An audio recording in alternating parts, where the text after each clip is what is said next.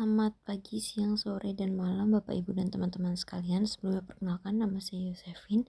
Di sini saya akan menjelaskan salah satu program monodisiplin saya untuk KKN Tim 1 Undip 2024-2025, yaitu pendampingan penggunaan sosial media bagi anak-anak di Desa Pakahan.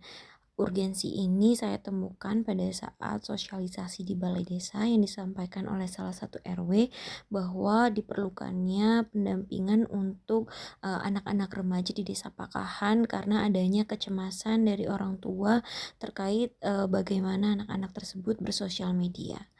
Selamat menyaksikan.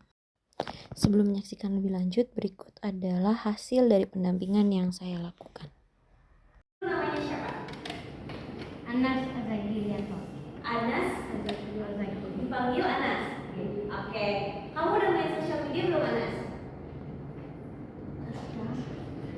Ya. Instagram. Main apa? TikTok. Anas, kamu pas main TikTok pernah komen-komen yang jahat-jahat ya?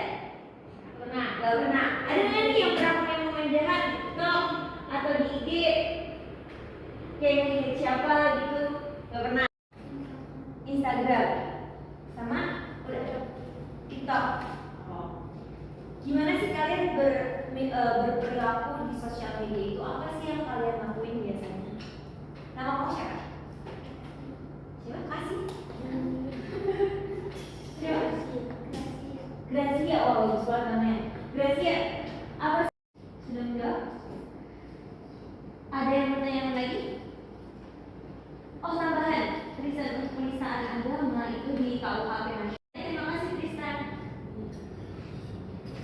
Sudah cukup?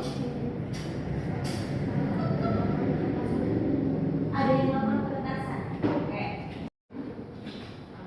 Pasnya saya akun terus 200. Oke. Nama kamu siapa? Zainal. Jadi gini Zainal, kalau misalkan akunnya hilang, terus dari fakultas pembuatan jumlah otomatis itu apa gitu.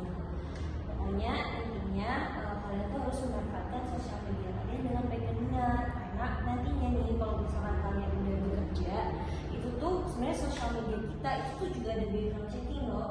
Jadi perusahaan itu punya akses yang luas lah untuk ngecek semua informasi tentang kita.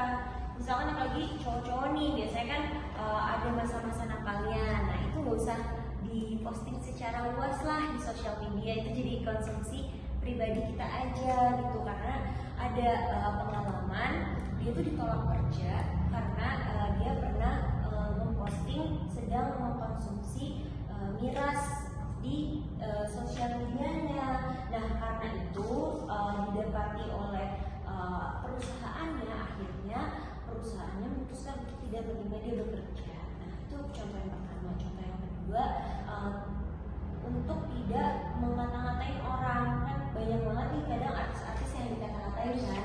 Nah kita sebagai pengguna sosial media yang bijak itu gak perlu untuk ikut-ikutan ngata-ngatain mereka di sosial media. Ketika kalian punya pandangan tertentu nih, buat misalkan yang sering banget berbicara kan Fuji ya, misalkan contoh. Nah kita punya pandangan tertentu buat si Fuji, ya udah kalian keep aja secara pribadi, nggak usah dibagikan. Tapi buat yang bisa, kamu juga nggak usah takut buat memposting pengalaman kamu, karena bisa jadi pengalaman kamu tuh menjadi pengalaman yang menarik. Contohnya kayak belajar bareng mas KKN gitu kan, kamu bisa bagi itu ke teman-teman apa yang kamu pelajarin, dan bisa jadi dari postingan kamu itu menjadi pembelajaran buat teman-teman lainnya yang gak punya kesempatan buat ketemu sama mas KKN. Kalian berdua belajar betul kan kemarin sama sebenarnya. Nah itu kayak pelajaran bahasa Inggris itu bisa kalian bagikan ke teman-teman yang lain. Ngerti? Oke? Jadi mulai sekarang silahkan dimanfaatkan sosial media dengan baik dan benar. Oke.